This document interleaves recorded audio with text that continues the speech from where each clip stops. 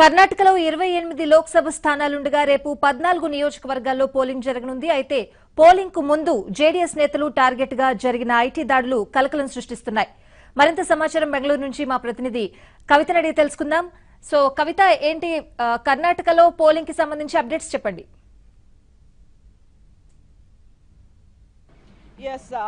స్వాతి, కర్ణాటకకి సంబంధించి 28 లోక్సభ స్థానాలుంటే 2 దశల్లో పోలింగ్ జరుగుతోంది. మొదటి దశలో భాగంగా 14 పార్లమెంట్ స్థానాలకి రేపు జరుగుతోంది. అలాగే మిగతా 14కి 23వ తారీఖున జరుగుతోంది. ఈ నేపథ్యంలోనే వరుసగా 2-3 రోజులుగా జరుగుతున్నటువంటి ఐటీ దాడులు కూడా కలకలం రేపుతున్నాయి.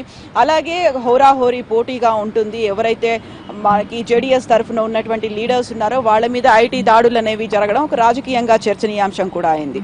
అయితే ఎవరేమనుకున్నా ఏం జరిగినప్పటికీ కూడా ఇక్కడ పోలింగ్ అనేది శాంతియుతంగా జరగడానికి కావలసినటువంటి ఏర్పాట్లన్నింటినీ ఎలక్షన్ కమిషన్ చేపట్టేసింది. ఇక్కడ ఉన్నటువంటి సిఈఓ ఆఫీస్ దగ్గర ప్రస్తుతం మనం ఉన్నాము. ఓవరాల్ గా ఈ రోజు ఎలాంటి ఏర్పాట్లు ఉన్నాయన్న దాని మీద మరి కాసేపట్లో సిఈఓ మీడియాతో మాట్లాడబోతున్నారు.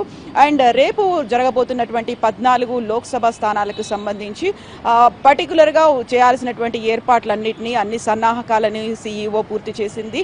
అలాగే ఇక్కడ ఉన్నటువంటి 14 స్థానాలకు సంబంధించి కొన్ని ఇంట్రెస్టింగ్ అంశాలు కనిపిస్తున్నాయి. స్వాతి, 14 స్థానాల్లో ముఖ్యంగా జేడీఎస్ తరఫున కాంగ్రెస్ అండ్ జేడీఎస్ కలిపి ఒక కూటమిగా ఏర్పడినటువంటి నేపథ్యంలో కాంగ్రెస్ 21 స్థానాల్లోకి, అలాగే జేడీఎస్ 7 స్థానాల నుంచి కంటెస్ట్ చేస్తుంటే పర్టికులర్ గా ఇంపార్టెంట్ అంశంగా కనిపిస్తోంది మాండ్యా లోక్సభ స్థానం. మాండ్యా నుంచి ప్రస్తుత సీఎం కుమారస్వామి కుమారుడు నిఖిల్ గౌడ కంటెస్ట్ చేస్తున్నారు. అలాగే ఇండిపెండెంట్ గా సుమలత కూడా క్యాండిడేట్ ఇక్కడ కంటెస్ట్ చేస్తున్నారు, బరిలో దిగినటువంటి నేపథ్యం.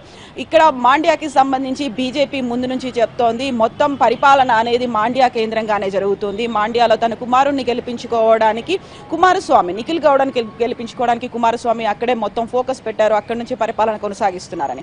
అలాగే మాండ్యాకి సంబంధించి ఏపీ సీఎం చంద్రబాబు నాయుడు కూడా వచ్చేది ప్రచారం చేయడం అనేది రాజకీయంగా సర్వత్రా ఉత్కంఠని ఆసక్తిని రేపుతున్నటువంటి అంశం. ఇక పర్టికులర్ గా ఈ రేపు పోలింగ్ జరగబోతున్నటువంటి స్థానాలకి సంబంధించి చూసుకుంటే ఇక్కడ 28 ఏళ్లకి కంటెస్ట్ చేస్తున్నటువంటి నిఖిల్ గౌడ మాండ్యాలో ఉన్నారు. అతి చిన్న వయస్కుడిగా ఇక్కడ ఈసారి పేరు తెచ్చుకున్నాడు. అలాగే కన్నడ బెంగళూరు సౌత్ కి సంబంధించి కూడా తేజస్వి సూర్య కూడా 28 ఇయర్స్ పర్సన్, అతి చిన్న వయసు. అలాగే హసన్ కి సంబంధించి కూడా అక్కడ ప్రజ్వల్ రేవన్నా కూడా, అతను దేవగౌడ మనవడు, ఇంకొక మనవడు కూడా. ఓవరాల్ గా జేడీఎస్ కి సంబంధించి 7 స్థానాలను కేటాయిస్తే అందులో 3 స్థానాలు దేవగౌడ ఫ్యామిలీకి సంబంధించే ఉండడం విశేషంగా కనిపిస్తోంది. ఇక పర్టికులర్ గా మనం ఓవరాల్ గా 28 స్థానాలకి సంబంధించి చూసుకుంటే కాంగ్రెస్, బీజేపీ, జేడీఎస్ ఒక్కొక్క మహిళకి స్థానం కల్పించారు. అలాగే సుమలత ఇండిపెండెంట్ గా బరిలోకి దిగుతున్నటువంటి నేపథ్యం. ఓవరాల్ గా 28 స్థానాల్లో 4 మహిళలు మాత్రమే పోటీ పడుతున్నటువంటి అంశం కనిపిస్తోంది. ఇక ఇన్నేళ్ల చరిత్రలో ఇప్పటిదాకా ఒక ఇండిపెండెంట్ క్యాండిడేట్ అనేది గెలవలేదు. సో ఇండిపెండెంట్ క్యాండిడేట్ గా ఈసారి బరిలో దిగినటువంటి సెలబ్రిటీస్ బెంగళూరు సెంట్రల్ కి సంబంధించి ప్రకాష్ రాజ్ కనిపిస్తున్నారు. అలాగే మాండ్యా నుంచి సుమలత బరిలోకి దిగారు. ఇప్పటిదాకా ఈ కన్నడ చరిత్రలో ఒక ఇండిపెండెంట్ క్యాండిడేట్ గెలవలేదు. సో ఈ ఇద్దరిలో ఎవరు గెలిచినా ఒక హిస్టరీని క్రియేట్ చేయబోతున్నటువంటి అంశం కనిపిస్తోంది. ఓవరాల్ గా అయితే ఇక్కడ దాదాపుగా 5,03,00,000 మందికి పైగా ఉన్నటువంటి ఓటర్లు 2 ఫేజ్లకి సంబంధించి తమ ఓటు హక్కును వినియోగించుకోబోతున్నారు. ఈ నేపథ్యంలోనే భారీ ఎత్తున ఏర్పాట్లు అనేవి చేశారు. దాదాపుగా 58,186 పోలింగ్ బూతులుంటే అందులో 600 పోలింగ్ బూతులు అనేవి కేవలం మహిళలతో రన్ అవుతున్నటువంటి ఫీమేల్ పోలింగ్ బూత్స్ గా చెప్పొచ్చు. అక్కడ ఉన్నటువంటి పోల్ సిబ్బందితో పాటుగా పోలీసులు వీళ్ళందరూ కూడా అక్కడ మహిళలుగానే ఉన్నారు, మహిళలతో రన్ అవుతున్నటువంటి. ఓవరాల్ గా అయితే ఇక్కడ బెంగళూరుకి సంబంధించినటువంటి స్థానాలతో పాటుగా బెంగళూరు సెంట్రల్ కావచ్చు, Bengaluru north, Bengaluru south, Bengaluru rural, Mandya, Hassan ఇవన్నీ కూడా చాలా కీలకంగా భావిస్తున్నటువంటి నేపథ్యం అనేది ఉంది. హోరాహోరీగా జరుగుతోంది. గతంలో అయితే 28 స్థానాలకు సంబంధించి 17 స్థానాలని బీజేపీ గెలుచుకుంది. అలాగే 9 స్థానాలని కాంగ్రెస్ గెలుచుకుంది. రెండింటిని జేడీఎస్ గెలుచుకున్నటువంటి నేపథ్యం. హోరాహోరీగా పోటాపోటీగా ప్రచారాలు సాగాయి. 20+ మిషన్ గా బీజేపీ బరిలోకి దిగింది. కాంగ్రెస్, జేడీఎస్ కూటమి కలిసి 18 నుంచి 21 స్థానాలు గెలుచుకుంటామని చెప్తోంది. కవిత, రేపు 14 నియోజకవర్గాల్లో పోలింగ్ జరగబోతోంది. భద్రతకు సంబంధించి ఈసీ ఎటువంటి చర్యలు తీసుకుంటోంది? ఎస్ ఇక్కడ రేపు పోలింగ్ జరగబోతున్నటువంటి స్థానాలకు సంబంధించి చాలా కీలకంగా ఉన్నటువంటి స్థానాలు, ఓవరాల్ గా అందరి దృష్టిని ఆకర్షిస్తున్నటువంటి స్థానాలు కావడంతో ముందు నుంచి వీటికి సంబంధించినటువంటి భద్రతా చర్యలు కావచ్చు, మిగతా ఏర్పాట్లు కావచ్చు, వీటన్నిటిలోనూ తలమునకలై ఉంది.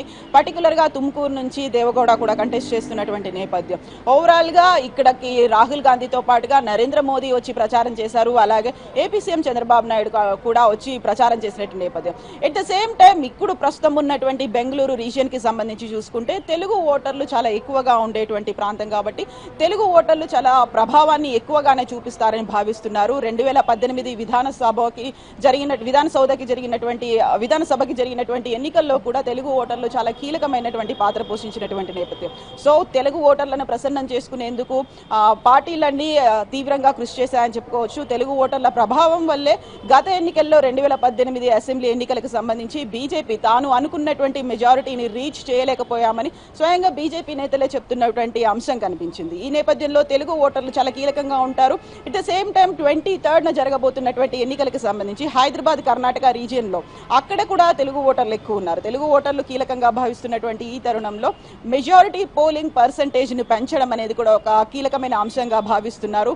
రేపు జరగబోతున్నటువంటి ఈ పోలింగ్ అనేది ఎక్కువగా అర్బన్ ఓట్ కిందకే వస్తుంది కాబట్టి బెంగళూరుకి సంబంధించినటువంటి ఓటర్ టర్న్అవుట్ పెంచడంతో పాటుగా శాంతి భద్రతల సమస్యలు తలెత్తకుండా at the same time peaceful గా జరగడానికి ఉన్నటువంటి ప్రాంతాలకు సంబంధించి పీస్ఫుల్ గా జరగడానికి ఆల్రెడీ ఇక్కడ ఐటీ దాడులు అనేవి జరుగుతున్నటువంటి నేపథ్యం, ఒక అనిశ్చితమైనటువంటి పరిస్థితి ఉంది. అలాగే మాండ్యాకి సంబంధించి ఇంకొక అంశం సోషల్ మీడియాలో వైరల్ గా అయినటువంటి ఒక అంశం కూడా కనిపిస్తోంది. సుమలత తన కుమారుడు కలిసి అభిషేక్ కలిసి 19th సింగపూర్ కు వెళ్లిపోతున్నారని. సో ఇప్పటిదాకా ఆ దాడులు ఇవన్నీ చూసిన నేపథ్యం సుమలత కూడా వెళ్ళిపోతోంది, కంటెస్ట్ చేసిన వెంటనే పోలింగ్ అయిన వెంటనే వెళ్ళిపోతోంది అనేది ఒక రకంగా వైరల్ కూడా అయిపోయింది కన్నడ వ్యాప్తంగా. మాండ్యా నుంచి సుమలత వెళ్ళిపోతోందని. సో ఏమవుతోంది ఏంటి ఇవన్నిటికి అంశాలు పక్కన పెడితే రేపు మాత్రం పోలింగ్ శాంతియుతంగా జరగడానికి సిఈసి అన్ని ఏర్పాట్లు చేసింది. కాసేపట్లో రేపటి అంశాలకి సంబంధించి ఈసీ కూడా వివరాలని మీడియా ముందు ఉంచబోతోంది. స్వాతి. సో కవిత, మనం ఎలక్షన్ నోటిఫికేషన్ వెలువడినప్పటి నుంచి కూడా ప్రతి స్టేట్ లోని ఐటీ దాడులు అనేవి కొనసాగుతూ వస్తున్నాయి. పోలింగ్ కి ముందు ఐటీ దాడులు కొన్ని పార్టీలకు సంబంధించి జరుగుతున్నాయి. సో జేడీఎస్ కి ఐటీ దాడులు తగలడం జేడీఎస్ నేతలు ఏం చెప్తున్నారు? ఎస్, పర్టికులర్ గా మనం బెంగళూరుకి సంబంధించి కన్నడకి సంబంధించి చూసుకున్న 2-3 days గా చెన్నైలో జరుగుతున్నటువంటి రాజకీయాలు చూసుకున్నాం. ముందు నుంచి అదే చెప్తున్నారు. 2018లో ఎప్పుడైతే ఇక్కడ సీఎం గా యడ్యూరప్ప వెళ్లిపోయిన దగ్గర నుంచి ఆ తర్వాత జేడీఎస్ ప్రభుత్వాన్ని ఏర్పాటు చేసి కాంగ్రెస్ సహకారంతో కుమారస్వామి ఇక్కడ సీఎం గా అయిన దగ్గర నుంచి కూడా ఒకవైపు శివకుమార్ కీలకమైన రోల్ పోషించినటువంటి డీకే శివకుమార్ తన మీద ఇంటి మీద కూడా దాడులు జరగడం అనేది ఒక రకంగా ఇది ప్రతి చోట కనిపిస్తున్నటువంటి అంశమే. అండ్ ఐటీ దాడులు అనేవి ప్రధానంగా బీజేపీ ఎవరైతే తమకు యాంటీగా ఉన్నారో వాళ్ళకు ఉన్నటువంటి మనోస్థైర్యాన్ని దెబ్బతీయడంతో పాటుగా ఓటర్లలో కూడా ఒక రకమైనటువంటి కన్ఫ్యూజన్ ని క్రియేట్ చేయడం, వీటినే టార్గెట్ గా జరుగుతోంది. అయితే నిన్న కొన్ని ఫేక్ ఐడి కార్డ్స్ ని పంచినట్టుగా ఒక అంచనాలు రావడం, అలాగే కేసు నమోదవడంతో ఇక్కడ ఉన్నటువంటి స్టేట్ కి సంబంధించినటువంటి యూత్ కాంగ్రెస్ లీడర్ ని కూడా అరెస్ట్ చేశారు పోలీసులు. సో ఫేక్ ఐడీలను క్రియేట్ చేయడం, అలాగే వీటితో పాటుగా ఐటీ దాడులు అనేవి ఒక మానసిక స్థైర్యాన్ని దెబ్బతీయడం, అలాగే వాళ్ళకి సంబంధించి ఏదైతే ఎలక్షన్ స్ట్రాటజీ ఉంటుందో వాటిని దెబ్బతీయడం, ఒక గందరగోళాన్ని క్రియేట్ చేయడం అనేది ఒక టార్గెట్ గా బీజేపీ చేస్తోంది. కాబట్టి సో ఓటర్లు దాన్ని తిప్పి కొడతారు, టర్న్అవుట్ అనేది పెరుగుతుందని చెప్తున్నారు. Swathi. Right Kavitha, thank you for the updates. So Bengaluru నుంచి అప్డేట్స్ చూసాము. కర్ణాటకలో రేపు 14 నియోజకవర్గాల్లో పోలింగ్ జరగబోతోంది. షార్ట్ బ్రేక్ తీసుకుందాం. చూస్తే